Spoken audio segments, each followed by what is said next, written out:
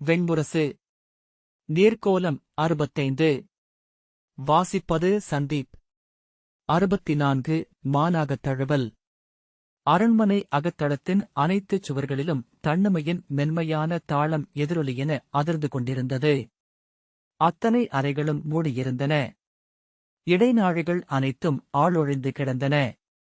சாளரங்கள் அனைத்தும் திறந்திருக்க வெளியே இருந்த பல்லாயிரம் கொத்து விளக்குகளும் தூண் விளக்குகளும் நெய்ப்பந்தங்களும் பெருக்கிப் பரப்பிய செவ்வொளி நீள்சுதர வடிவ செம்பட்டு கம்பளங்களாக விழுந்து கிடந்தது. சிலம்புகள் மெல்ல சிணுங்க திருப்பதி நடந்தபோது அவள் ஆடை எரிகொண்டு அணைந்து மீண்டும் கனலானது. படிகளில் அவள் இறங்கியபோது கீழே சுபாஷினி அமர்ந்திருப்பதைக் கண்டாள். அவள் குழல் அவிழ்ந்து நீண்டு படிகளில் வளைந்து கிடந்தது. ஒரு காலை நீட்டி பிரிதொன்றை மடித்து அதில் கை ஊன்றி முகவாய் சேர்த்து அமர்ந்திருந்தாள். திருப்பதி வரும் காலடியோசையை அவள் கேட்டதாகத் தெரியவில்லை. அவளருகே வந்து நின்று குனிந்து அவள் தலையை திருப்பதி தொட்டபோதுதான் திடுக்கிட்டு எழுந்து ஆடையை அள்ளி எடையுடன் அழுத்தியபடி நின்றாள். இசை நிகழ்வுக்கு செல்லவில்லையா என்றாள். சுபாஷினி ஏதோ சொன்னாள். அது சரியாகக் கேட்கவில்லை. என்ன?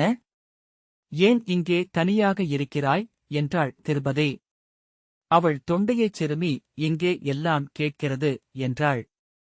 ஆம், ஆனால் அங்கே தோழிகளுடன் அமர்ந்திருக்கலாம் அல்லவா? அவள் கண்களைத் தாழ்த்தி ஆம் என்றாள். வா என அவள் கையைப் பற்றிக் கொண்டு திருப்பதி நடந்தாள். அவள் பெருமூச்சு விடுவதைக் கேட்டு திரும்பி நோக்கி என்ன என்றாள். எனக்கு அச்சமாக இருக்கிறது என்றாள் சுபாஷினி. என்ன அச்சம் என்றாள் திருப்பதி. நான் பிச்சி ஆகிவிடுவேனா என்றாள் சுபாஷினி. ஆனால் என்ன? அனைத்தும் மூடியிருப்பதை விட ஒன்றிரண்டு வாயில்கள் திறந்திருப்பது நன்றுதானே? அவள் இல்லை, எனக்கு ஏதேதோ எண்ணங்கள் என்றாள். திருப்பதி எல்லா கரவெண்ணங்களும் நன்று. அவை இருக்கும் வரைதான் வாழ்க்கை என்றாள். உங்களுக்கு இவை உண்டா? திருப்பதி அவள் தோளைத் தட்டி மும்மடங்கு என்றாள். அவற்றால்தான் நான் ஆற்றல் கொள்கிறேன். சுபாஷினி சில கணங்கள் தலை குனிந்தபடி வந்தபின் தேவி என்றாள். சொல் என்றாள் திருப்பதி. நாம் இறுதியில் உடலைத்தான் விழைகிறோமா? நாம் பிரித வருமல்லவா?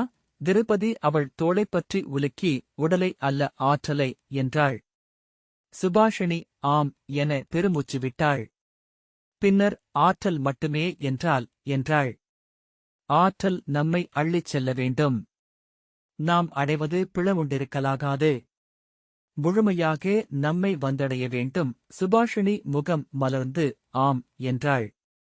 திருப்பதி அவள் காதருகே குனிந்து கரவுக்காட்டுக்குள் எதுவுமே பிழையல்ல என்றாள். அவள் ஏன் என்றாள். அங்கு நாம் செல்வதில்லையே. நம்மிலுறையும் தெய்வங்கள் அல்லவா அங்கே உருக்கொண்டு எழுகின்றன. அவற்றை நாம் எப்படி ஆள முடியும்? சுபாஷினி ஆம் என்றாள். அவர்கள் கூத்தம்பலத்தை கடந்தார்கள். சகஸ்ரதேஜஸ் என்று அந்த நீள்வட்ட மண்டபத்திற்கு பெயரிட்டிருப்பது ஏன் என்று திருப்பதி அப்போதுதான் உணர்ந்தாள். சுவர்கள் முழுக்க விளக்குகள் ஏற்றப்பட்டு பற்றி எரியும் புதற்காடென அது தெரிந்தது. உள்ளே நடன நிகழ்ச்சியின் சலங்கையோசையுடன் தன்னமையும் பேரியாழம் முயங்கும் இசை ஒலித்தது. இளவரசி உள்ளே இருக்கிறார் என்றாள் திருப்பதி. பிருகங்களை ஒருக்கிய நடனம் இது. 18 விரலியர் ஆடுகிறார்கள். அவர்கள் உள்ளே சென்றபோது அரங்கு நிறைந்திருந்தது. தரையில் விரிக்கப்பட்ட கம்பளங்களில் பெண்கள் அமர்ந்திருக்க பிறர் சுவரோரமாக மானுடக்கரை என சூழ்ந்திருந்தனர். அரங்கில் நிறைந்திருந்த சுடரொளி தாளத்தில் அதிர்வது போல தோன்றியது. அனைத்து நிழல்களும் ஒளியால் கரைக்கப்பட்டிருந்தமையால் அரங்கு மாபெரும் சுவரோவியம் போன்றிருந்தது. அவர்கள் உள்ளே நுழைந்ததை எவரும் அறியவில்லை. மேடையில் அனைத்து பகுதிகளிலிருந்தும் மெல்லிய வெளிச்சம் சிப்பிக்குவைகளாலும் பளிங்கு பரப்புகளாலும் எதிரொலித்து பரப்பப்பட்டிருந்தது. அதில் நடுவே பிருகநளை பெண்ணுருவில் ஆடிக்கொண்டிருந்தாள். கொண்டையை மீறி வழிந்த நீள்குழலும் அதிலணிந்த செம்மலர்களும் கழுத்திலணிந்த செம்மலர் மாலையும் அசுரகுலத்திற்குரிய நெற்றிக்குறியும் அவளை தேவயானை என்று காட்டின. கசன் உருவில் அவளருகே நின்றிருந்த விரலி நெற்றியில் 3ஆம் விழி ஒன்றை வரைந்து புலித்தோலாடை அணிந்திருந்தாள். கசன் வலக்கையில் வெண்டாமரை மலர்களை வைத்திருந்தான். அவர்கள் வளைந்தும் நெளிந்தும் பிரிந்தும் இணைந்தும் ஆடியபோது அவர்கள் நடுவே அந்த வெண்டாமரை மலர்கள் வந்து சென்றன. ஒருமுறை கூட அவை எங்கும் படவோ இதழுலையவோ இல்லை. அவர்கள் ஆடுவதை அறியாமல் பிறிதொரு விழியறியா நீர்ச்சுழலில் அந்தத் தாமரைகள் சுழன்று கொண்டிருந்தன. ஆட்டம் விசை கொண்டு கைகளும் கால்களும் விழித்தொட முடியாத விரைவை அடைந்து உச்சத்தில் அவர்கள் சிவசக்தி லயநிலையில் உறைந்தபோது கசன் தலைமேல் வெண்டாமரை அப்போது மலர்ந்தது போல் இதழ் விரித்திருந்தது. வலக்கையால் அவன் அஞ்சல் குறி காட்ட இடக்கையால் அவள் அருளல் குறி காட்டினாள். கூடியிருந்தவர்கள் உமாசிவம் உமாசிவம் என்று கூவி வாழ்த்தினர். கரவெழினி இமையென மெல்ல சரிந்து வந்து மேடையை மூடியது. எங்கும் அசைவுகள் பரவ சேடியர் அவைமுகப்பிலிருந்த இளவரசிக்கும் பிற பெருங்குடிப் பெண்டிருக்கும் வாய்மணமும் இந்நேரம் கொண்டு குனிந்து நிறைகள் நடுவே பரவினர். அரசி இங்கில்லையா என்றாள் திருபதி. இல்லை, அவர் அப்பால் சிற்றம்பலத்தில் பாட்டு கேட்கிறார் திருபதி, நாம் அங்கே செல்வோம் என்றாள். இங்கே இன்னும் 8 பாதங்களாக இந்த ஆடல் நிகழும் என்றாள் சுபாஷினி. அங்கே செல்வோம் என திருபதி நடந்தாள். தொலைவில் கூத்து முற்றத்தில் ஆண்களுக்கான கொடுகொட்டி நிகழ்ந்து கொண்டிருந்தது. சூழ்ந்திருந்த பந்தங்களின் ஒளி ஆற்றர்களின் நிழல்களைப் பெருக்கி வானோக்கிச் செலுத்த அங்கே இருள்வடிவ தேவர்களின் நடனம் தெரிவது போலிருந்தது. நகரில் 12 இடங்களில் இப்போது கூத்து நிகழ்கிறது தேவி என்றாள் சுபாஷினி. கோட்டை முகப்பில் நிகழும் கூடியாட்டமே சிறந்தது என்று சொல்லி பிரீதையும் அவள் குழுவும் சென்றிருக்கிறார்கள். சூதத் தெருவில் பீதர் நாட்டு நடனம் ஒன்று நிகழ்கிறது. அதற்கு சிலர் சென்றிருக்கிறார்கள். அவர்கள் முற்றத்தை வளைத்துச் சென்ற கல்பரப்பிய பாதையில் நடந்தனர். செவ்வொளியில் கருங்கல் ஈரமாக இருப்பது போல தோன்றியது. சிற்றம்பலத்திற்கு வெளியே 2 ஆளுயர தூண்விளக்கு கற்கள் உடலெங்கும் சுடர்சூடி பூத்த வேங்கை என நின்றிருந்தன. அங்காடியில் கலிங்க கழை கூத்தாடிகள் விருத்திரவதம் என்னும் நாடகத்தை நடத்துகிறார்கள் என்று சூத்திரி சொன்னாள். மொத்த நாடகமும் வானிலேயே நிகழுமாம்.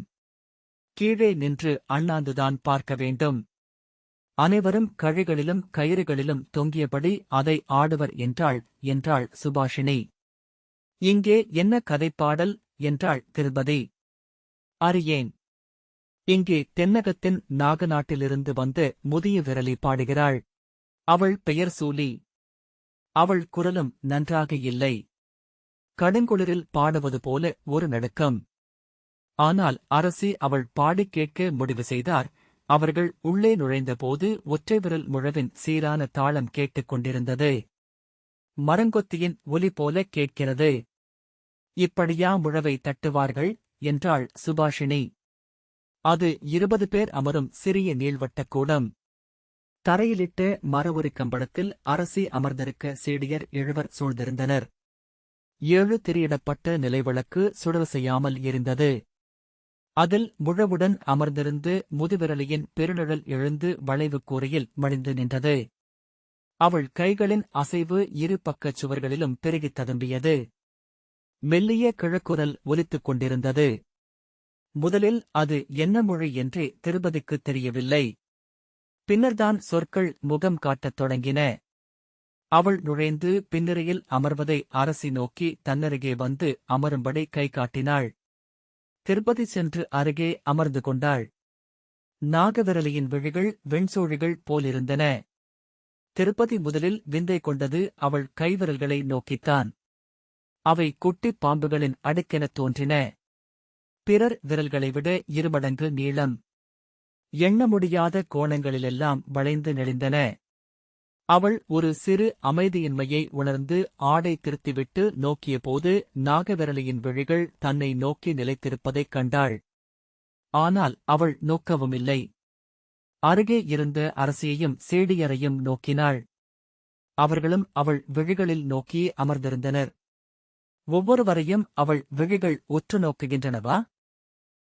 கரியன், கனல் விழியன், நீளுடலன், ஆராவனல் கொண்ட பல்லன், அரவிலி, அறிந்தோன், அகலான். அவன் வாழ்க என்று நாகவிரலி பாடினாள். அங்கு நுழைந்தபோது அவள் மானாகக் குலத்தின் பிறவிக் காதையே சொல்லிக் கொண்டிருந்தாள் என்று திருப்பதி நினைவு கூர்ந்தாள். கிழக்கே காமரூபத்திற்கும் மணிப்பூரகத்திற்கும் அப்பால் உள்ளது தொல்லாக நாடு. அதற்கு கார்க்கோடகம் என்று பெயர். அங்கே ஓடுகிறது சீதோதை என்னும் பெருநதி. நாகநதி. விண்ணிலொரு நாகமெனப் பிறந்தவள். மண்ணில் நீர்ப்பெருக்கென்று உடல் கொண்டாள். 100,000 நாகக் குழவிகளைப் பெற்று இழுத்து தன்னில் அணைத்துக் கொண்டு ஒழுகினாள். கேளுங்கள் இதை. அது கண்ணங்கரிய நதி. கரும்புகையென அருவியாவது. இருள்வெறிவென விரிநிலம் பரவி நிறைவது. அலைவளைவுகளில் கருமை ஒளி என்றாவது. கடுங்குளிர் நீர்ப்பெருக்கு கொண்டதனால் சீதோதை என்றழைக்கப்பட்டது. தொட்ட விரல் அக்கணமே கல்லாகும் குளிர் கொண்டது.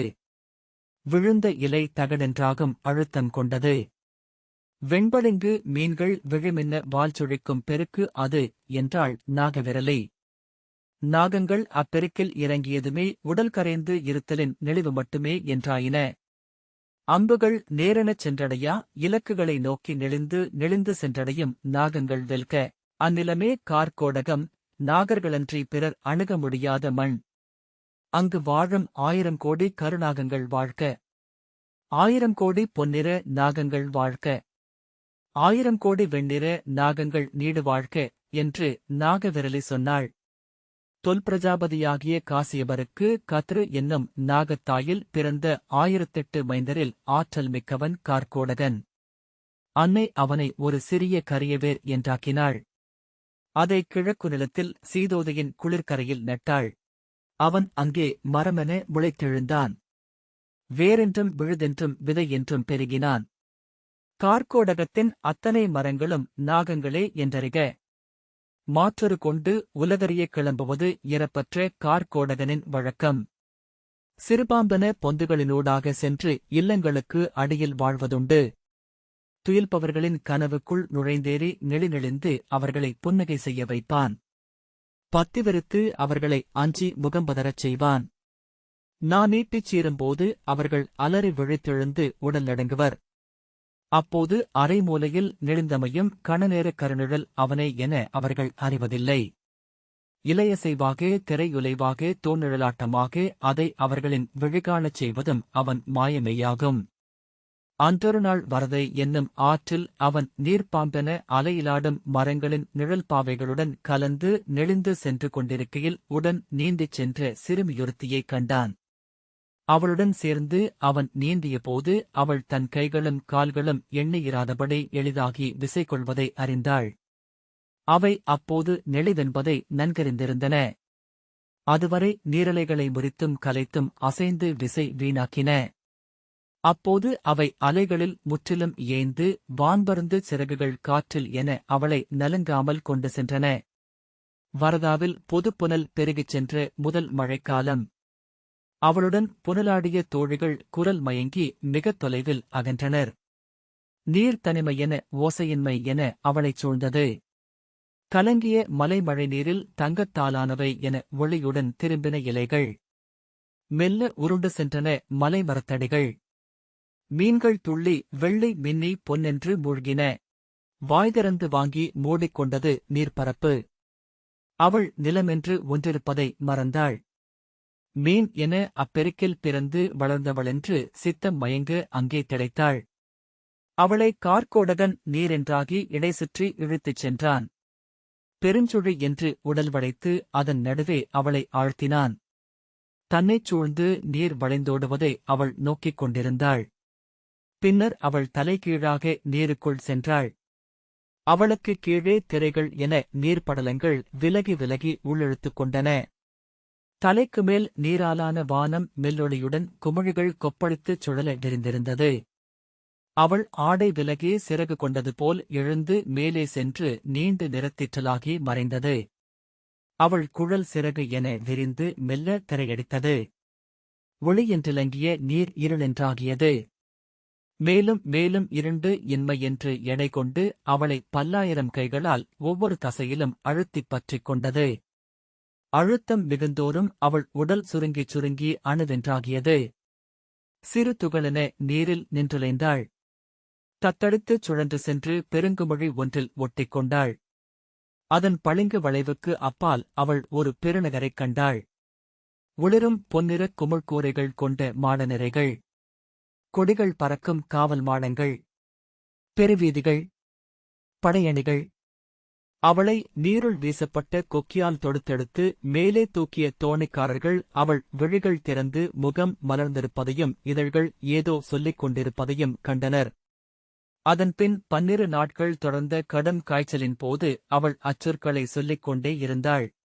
அவள் உதடுகளருகே செவி வைத்தும் சேடியரால் அவற்றை உய்த்தறிய முடியவில்லை. நிமித்திகர் வந்து நோக்கி, கார்கோடகன் என்று அவள் சொல்கிறாள் என்றார். அரண்மனை பதற்றம் கொண்டது.